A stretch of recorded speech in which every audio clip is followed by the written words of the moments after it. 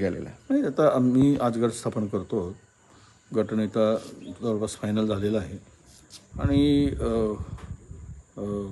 शेवट सत्ता मिळवण्यासाठीच आमच्या सगळ्यांचा, सत्ता मीन्स काँग्रेसचा झेंडा फडकवण्यासाठीच आमचा सगळ्यांचा प्रयत्न राहिलेला आहे.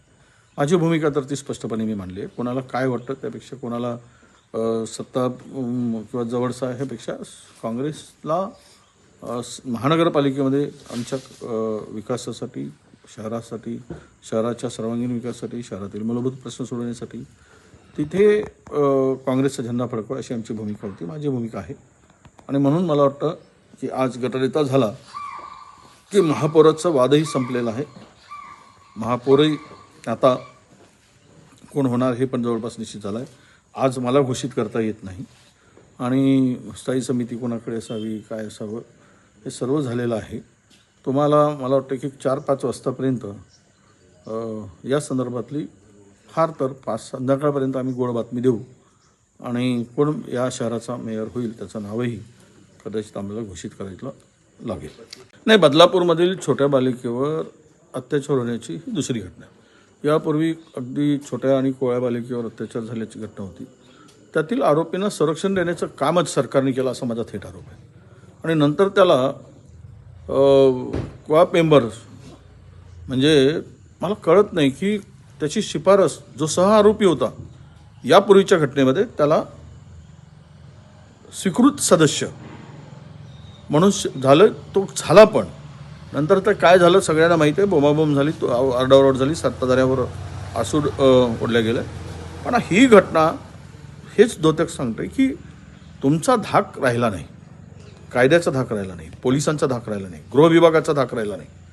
म्हणून आरोपीची हिंमत वाढत चालली आणि कोवळ्या बालिका, महिलावर महाराष्ट्र आता, म्हणजे मला असं वाटतं की महाराष्ट्र म्हणजे आता महिलांच्या अत्याचारांचा आता कळसच झालेला आहे, एक हब झाल्यासारखं झालेलं आहे. कोण सुरक्षित आहेत महाराष्ट्रात? कोवळ्या बालिका सुरक्षित नाहीत, महिला सुरक्षित नाहीत.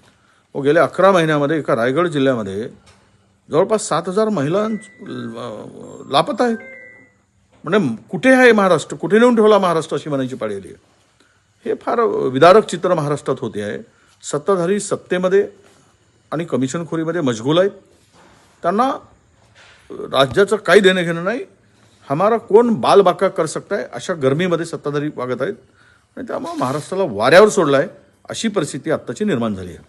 आज बाळासाहेब होते. मी आता तर मला काँग्रेसमध्ये येऊन 25 वर्ष झाले. सुरुवातीचा काळ जो होता, बाळासाहेबांनी कधी जात पात धर्मपंथ मानला नाही.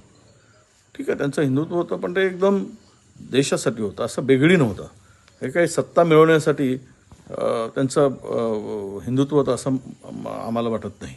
कारण आत्ताच्या अलीकडे पाहतो की कोण शंकराचार्य, ही जर भूमिका हिंदुत्व माध्यम म्हणून सत्ता मिळवताना हिंदुत्व आणि हिंदू म्हणायचं आणि सत्ता मिळाल्यानंतर जी काही यांची भूमिका आहे म्हणजे केवळ हिंदुत्व यांचं चहापुरतंच राहिलं आहे, चहा आणि बिस्कुटपुरती अशीच परिस्थिती राहील. पण बाळासाहेबांचं काम जे होतं, त्यांना कधी कोणाला जात विचारून, धर्म विचारून हे केलं नाही. जी भूमिका होती ती रोकटोक होती. आणि बाळासाहेब तर मी गडचिरोली जिल्ह्यामध्ये काम करत असताना त्यांच्या सभा घेतल्या. मी अत्यंत दुरून दिसलो की बाळासाहेब मला माझ्या नावापेक्षा मला नक्षलाईट म्हणून आवाज द्यायचे, हे नक्षलवादी म्हणून मला बोलवायचे. आणि एकदम माझे मीनाताई स्वतः मला स्वतःच्या हाताने मला नाश्ता दिला. मीनाताई होते त्यावेळेस. बाळासाहेबांच्या मुळेच आज विजय वडेट्टीवार जर राजकारणामध्ये उदयास आला असेल ते त्यामुळेच आलेलं, हे कोणीच नाकारू शकत, आम्ही पण नाकारू शकत नाही. बाळासाहेब जेवढे कठोर होते तेवढे मनाचे हळवे पण होते. आणि मला वाटतं की देशामध्ये जर भारतीय जनता पक्षाला बरेच दिवस आले असतील किंवा आज सत्तेमध्ये येतपर्यंत आहेत, या ज्या सर्वोच्च सत्ताच त्यांनी स्थापन केले गेले 10-12-15 वर्षापासून, यातील मेजर वाटा बाळासाहेबांचा असं मी मानतो. नाहीतर हे भारतीय जनता पक्षाला कोणी विचारलं नसतं. त्यांचं प्रखर त्यांची भूमिका आणि त्यानंतर अडवाणीजींची रथयात्रा, त्यातून त्यांनी बाळासाहेबांचे विचारच चोरले आणि मग आपला हिंदुत्व पुढे केला. पण त्या हिंदुत्वामध्ये आणि ह्या हिंदुत्वामध्ये फार मोठा फरक आहे. त्यांचं हिंदुत्व राष्ट्रीयत्व होतं, यांचं हिंदुत्व सत्तेसाठी आहे. हा दोघातला फरक आहे. बाळासाहेबांच्या आठवणी झाल्या की निश्चित मनाला कुठेतरी एक वेदना होतात की आज अशा नेतृत्वाची खरंच देशाला गरज होती असं वाटतं. आज त्यांची जयंती आहे, त्यांना मी अभिवादन करतो.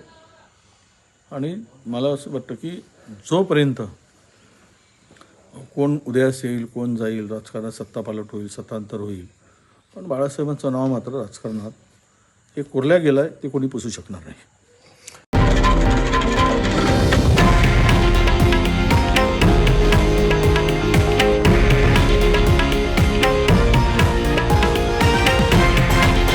हे आहे देशातील नंबर 1 न्यूज नेटवर्क आणि आपण पाहत आहात TV9 मराठी, एकमेव.